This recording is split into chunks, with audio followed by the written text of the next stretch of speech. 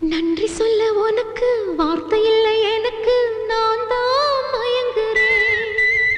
காலமுள்ள வரைக்கும் காலடியில் கிடக்க நான் தான் விரும்புறேன்.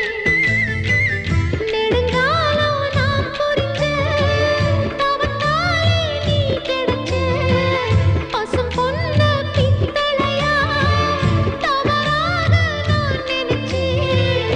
நேரில் வந்த ஆண்டவனே, ஊரறிய உனக்கு மாலையிட்ட பிறகு ஏம்மா சஞ்சலம்? உன்னுடைய மனசும் என்னுடைய மனசும் ஒன்றாய் சங்கமோ?